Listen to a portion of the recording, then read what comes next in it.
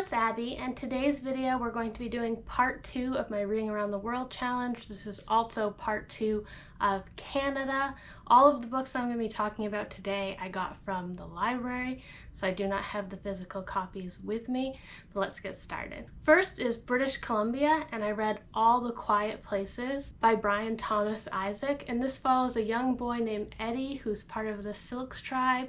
His father's not really in the picture. His mother, grandmother, and uncle are raising him, and people from the town keep trying to come and get him to go to residential school, but his uncle had a terrible experience at residential school and they want to keep him from experiencing those same things.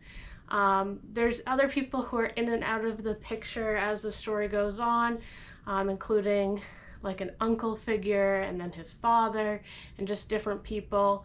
But the book is really a coming of age story about finding your identity, feeling comfortable in your skin, and how some people don't ever find that. Some people are ashamed of their heritage or their family or who they are. This book was incredibly sad, and near the end I was listening to it as an audiobook.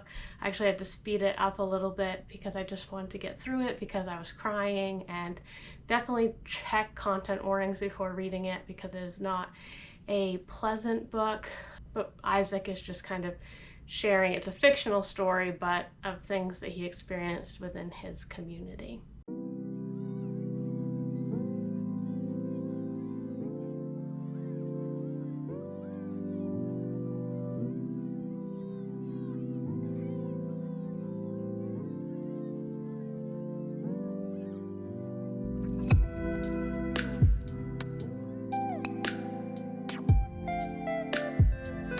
The second book I read was from the Northwest Territory, and this was by Margaret Pokayek Fenton and her daughter-in-law Christy Jordan Fenton, and it was called Fatty Legs. This is about Margaret. It's actually a true story.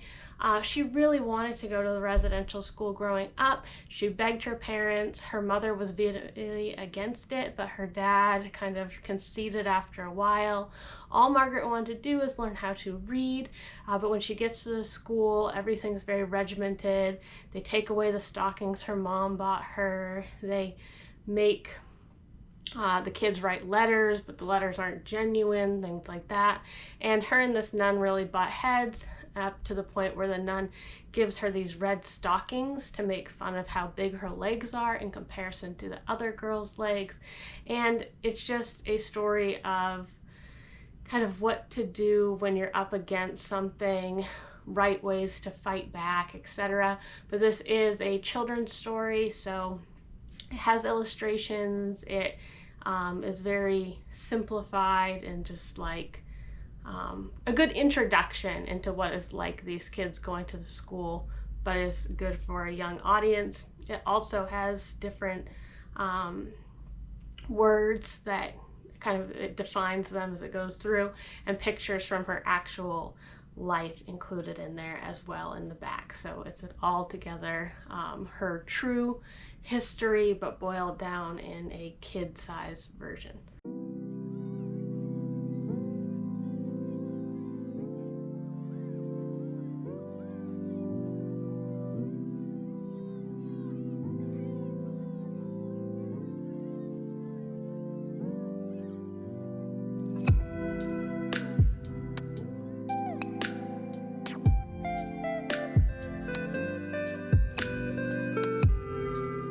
The third book I read was from Nunavut, and it's called Split Tooth by Tanya Tagawa. And this story, I don't really know what to say. Definitely check content warnings on this one.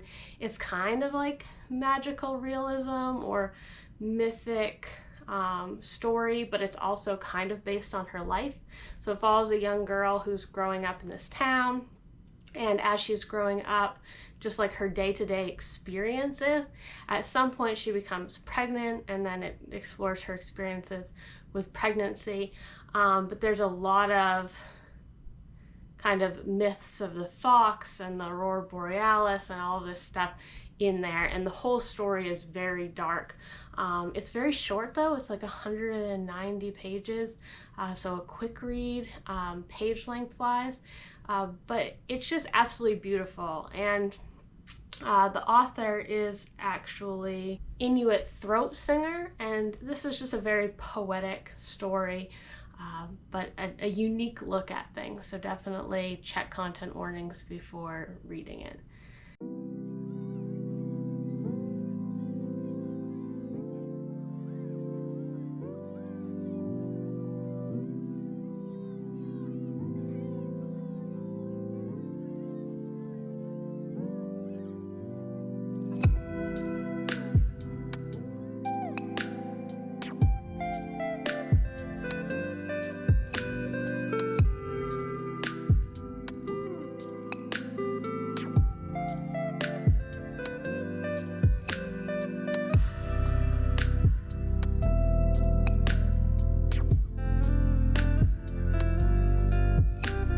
And then the last book I read this time around was Quander by Cole Pauls, and this is like a bunch of different essays or stories that are all illustrated out. He does all the illustrations himself as well. But like one, it's looking at different games they do at school and kind of like the Olympic Games. There's a lot of like jumping games, which I thought were really interesting. And then another's about how in art school he was critiqued by this girl about not being native enough and like him appropriating culture.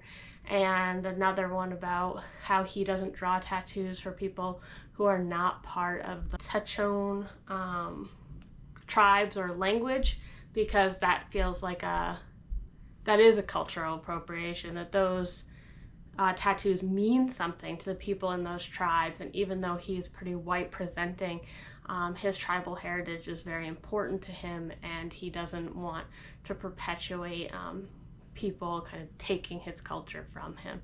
But this was a really interesting, like I said, it's short stories and essays, but all in graphic novel format. And I guess he has a few others as well. He won a prize for Indigenous voices, and it's just a really strong collection.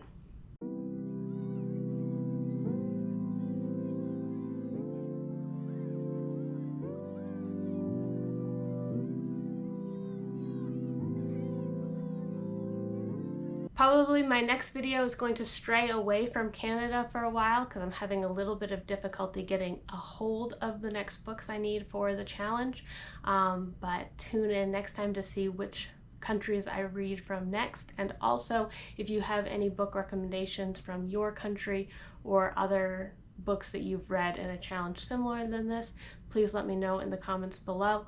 And if you pick up any of these books because of my recommendation, please let me know that as well. Have an amazing day.